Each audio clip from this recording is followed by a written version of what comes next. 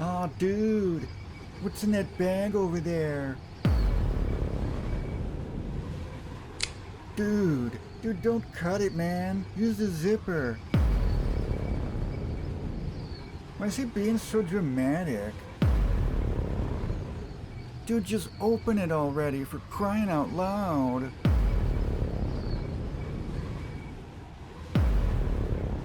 Man, what's in the bag? Hey guys, thought today we'd check out some of the more regular tools that I keep in my vehicle emergency toolkit. I put most of this stuff together back when I was going out to junkyards to pull parts, but a lot of this applies to roadside emergencies as well. This roll here is a more recent addition to the kit. I used to just keep all the tools just dumped out into the bag. This one is made by Busket Boss. These are under 20 bucks, but there are other brands out there that make pretty much the same thing. Over here on the side of the roll, I keep my wrenches.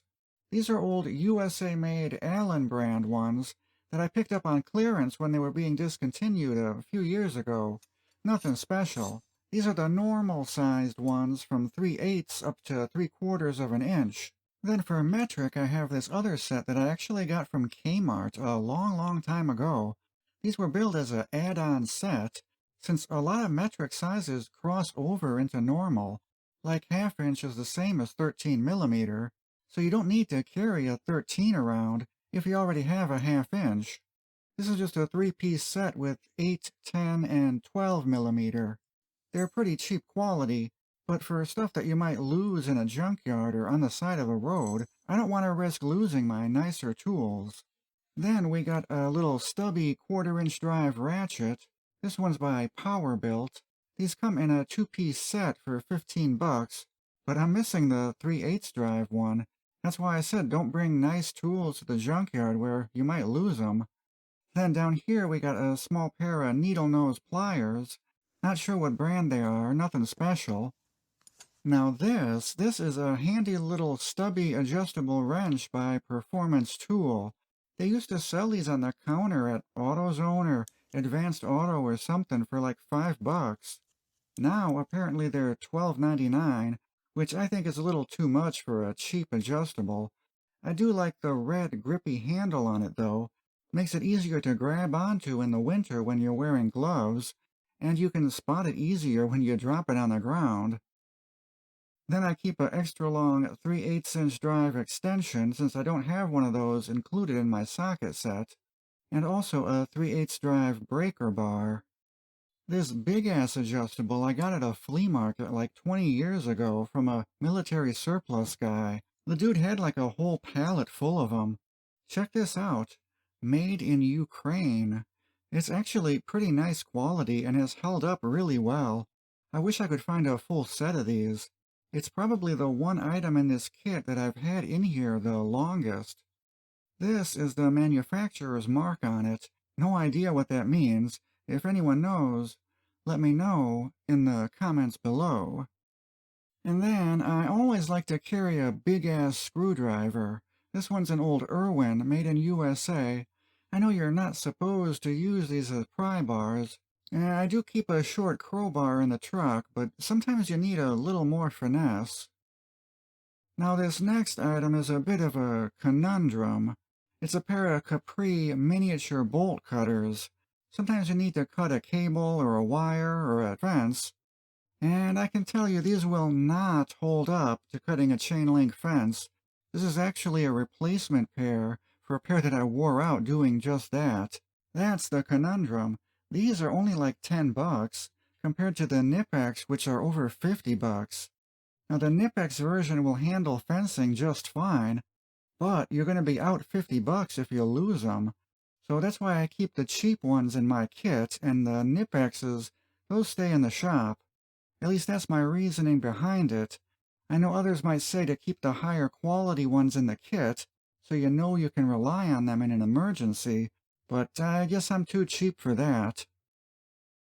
Then we got a wire stripper and crimper tool. This is another old guy. He's probably been in here for 20 years. I also keep an assortment of wire connectors in my kit as well, just in case I have to do an electrical repair while on the road. On one side of the roll, there's these three little pockets. I like to keep some extra socket adapters in there.